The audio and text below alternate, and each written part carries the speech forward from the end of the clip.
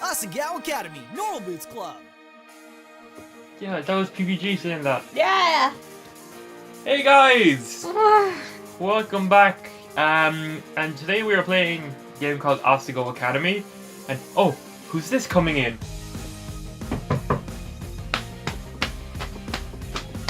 Oh, welcome into the studio.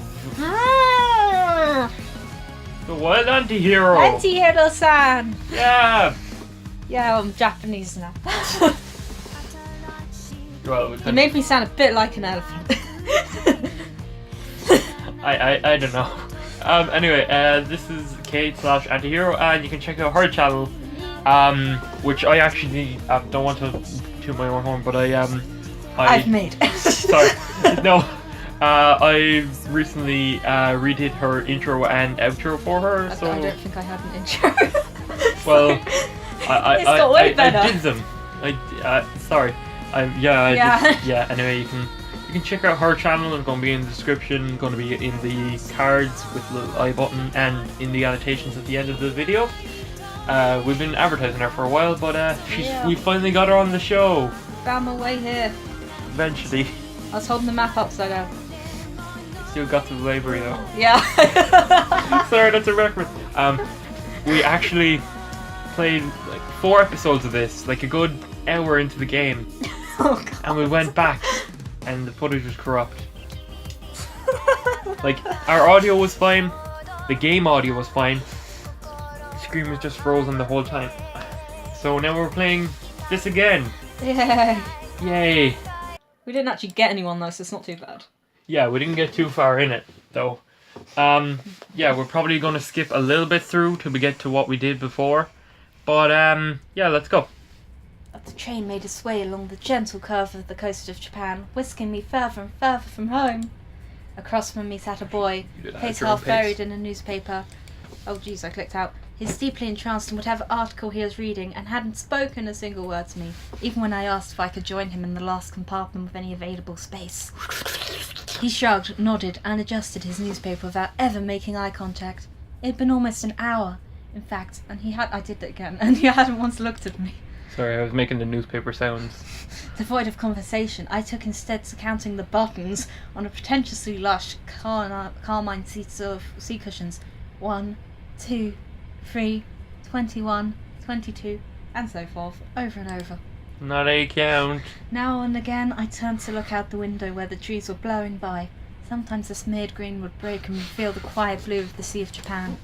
Eventually this rapidity made my stomach churn and I went back to counting the buttons on the sea cushions. It's not even the green of the scenery, there's just bugs after smashing and smearing down the screen. 1, 2, 3. The train compartment shuddered around us. My eyes wandered to the boy in his jacket. It wasn't... Your trains made that sound, like chugga chugga chugga. Oh, that sounds like, yeah. It wasn't the school-issued blue that I and the other students on the train were wearing. Instead, it was a green varsity-like jacket with an embroidered patch poorly sewn on front. So, you're a first year then? He folded his newspaper neatly, set it in his lap, and looked at me with a half-interested gaze. It's Jared! Oh, Jared! Did he just catch me staring? Yep. Now that the paper was gone, I saw his face. He watched me through heavy-lidded eyes. His hair was immaculately groomed, his teeth straight and blindingly bright. There was something about him, the way the light hit him, that made him look like he was almost sparkling. Me?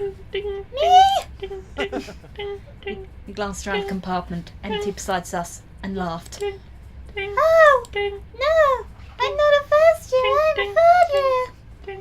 Sorry, doing sparkle sounds. The train began to slow, metal wheels groaning against metal tracks. Oh. The sudden shift threatened to rob me of whatever was left in my stomach, but I closed my eyes and took a deep breath, willing myself to keep it together. It'd be really weird if you're looking at it, you're just like, hey, how's it going?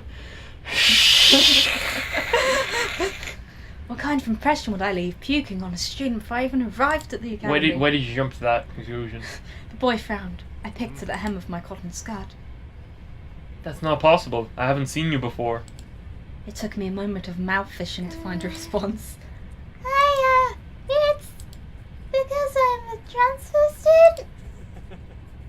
He laughed again. A transfer student, huh? We don't get many of those. I removed my acceptance letter from the front pocket of my uniform.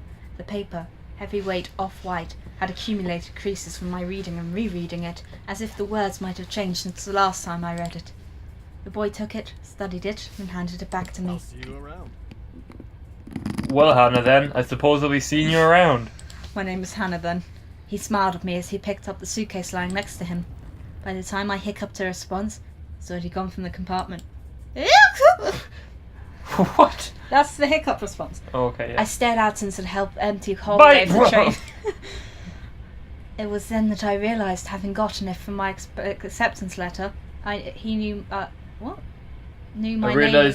He knew my name, and I never got his.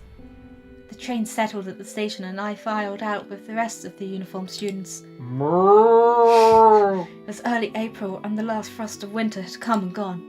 The trees were already green, their leaves shivering and the occasional gust weaving through them. I'm doing sound effects. The air was mild, only a few clouds hanging in the sky, chilling. I walked along the road with the swarm of blue-jacketed bodies, looking at the little groups breaking off from the crowd. Everyone was buzzing so animatedly around me. I held my suitcase tight in my sweaty hands. It was leather-bound and worth more than anything it contained. It wasn't far to the school, and I was, for maybe the first time in my life, thankful that what I owned didn't amount to much. My school issued black Oxfords clicked on the pavement. I walked this walk over and over in my mind. So many nights I lay awake imagining what it would be like to walk from the train station to Asagao Academy the first time.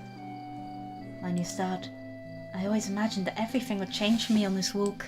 My new start. That somehow everything would be magically different. But as I looked around, I realised nothing had changed. Sorry, leave's still going. I hadn't changed. By the time I reached the massive gates of the academy, I forgot all about the disappointment slouching in the back of my throat. The school, framed by the gate's twisting black metal, was just as beautiful as the glossy photo I saw in its pamphlets. The Padawan the Padme Academy. Shit. This was it. Asagao Academy. I glanced around. The swarm of students gathered around the gate. Beyond it, tiny blue people bounced around the academy's main building. A girl pressed a button to one side of the gate. The excitement in the air was almost palpable. Ah! A few moments later, the black gate, with great effort, creaked outwards and cleared the pathway. As the rest of the group shifted into motion, I followed along, a sheep in the herd. My stomach tied itself into knots. The crowd split off in different directions. For a moment, I panicked. Sorry, for people who don't know, shifting is an Irish term for making out, basically. Anyway. Oh, a tired-looking man with grey hair called out for first years. A cluster of fresh-faced students gathering around him. Dumbledore? Kids, I have candy. Look at this girl. I turned. A few feet away, a small group of boys were pointing at me and snickering. Pink hair, are you kidding me? How desperate can you get? Hot shame cooled down my neck. I attached myself to a group of girls, following a few steps behind. There's just like a sound as she attaches herself. In the distance, cicadas, hummed in time to my shoes crunching against gravel.